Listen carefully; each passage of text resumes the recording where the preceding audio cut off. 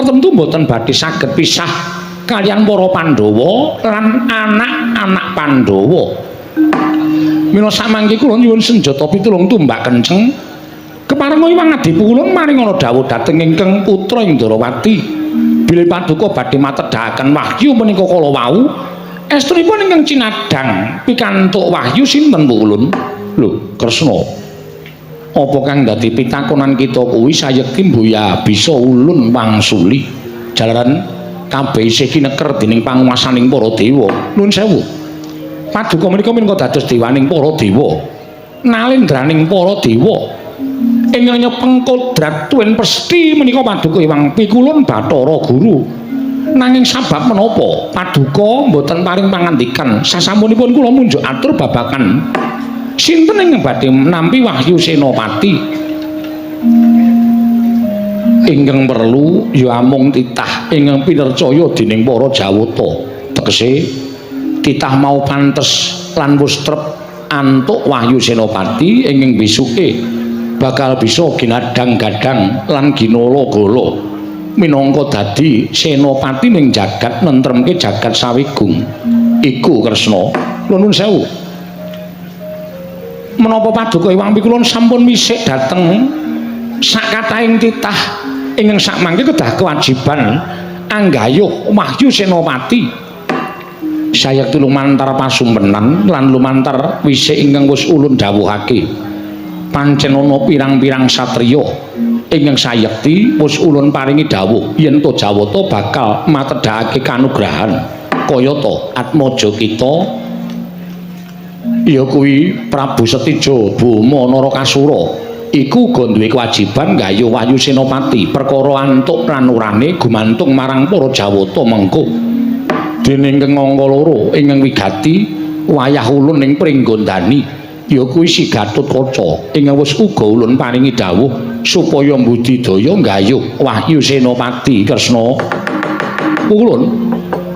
menawi tetela mekaten sampun cetha bilih ing antawisipun anak kula tuwin anak kula Gatotkaca sakmangke tartemtu badhe dipun badhe kepengin kedurungan wahyu monggo saking manggerbaning manah kula tartemtu anak kula sakmangke badhe kawon mila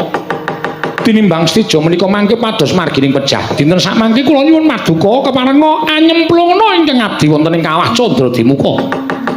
kula sampun boten kepengin wangsul dhateng jagat krana samangke menawi kula menika wangsul wonten ing Janaloka ateges kula badhe dipun irang-irang dening anak kula piyambak kula ingkang sampun sagah mbudidaya nggayuhaken kanugrahane wadene gagar wigar tenantuk karya mila jagat sakmangke sampun ngantos menawi Nata Ndarawati sakmangke Nata Ndarawati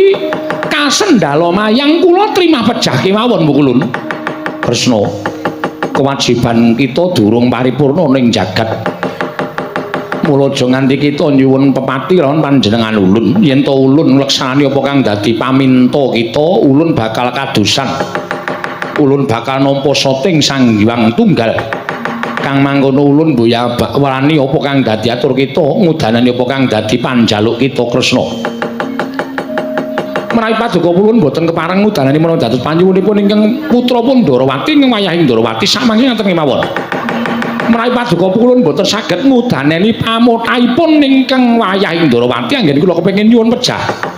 samangke paduka ulun ngudaneni dhateng menapa ing dhateng gegayuhanipun anak kula pun Setija tegese kepiye tegesipun Wahyu Senopati kedah mapan wonten angganipun anak kula pun Setija Bama Narakasura perkara wahyu tumedhak menyang sapa kuwi gumantung marang wahyu nggone nitik marang kahanan jagat ing bakal dimong Nata Ndarawati paduka menika dewaning para dewa panjenengan menika nalendraning para Jawata kenging menapa panjenengan boten saged ngginakaken panguwasa supados dawuh kaliyan Wahyu Senopati mapan angganipun anak kula pun Setija Pukulun nuwun pamunten menapa to sababipun dene kula mawantun matur ing kados mekaten krana mun kula menika mboten ginakaken jejering Nata Ndarawati nanging kula ginakaken jejeripun Sang Hyang Bathara Wisnu ala ing kathah samunyebat yen to Nata Ndarawati menika titising Sang Hyang Bathara Wisnu mongko Wisnu menika putra paduka mongko Setija menika anak kula ateges Setija menika wayahipun Sang Hyang Jagat Girinata menapa mboten do nyono cerak nyono sami mestani ing atase putune Bathara Guru Anggaya Wahyu Senopati wae nganti wong tuane direwangi ngemis-ngemis karo yange dene yange ora keparengake menapa mboten saru dinulu Bu Kulun Yana dewa yen muntuna wong aprang kasangsaran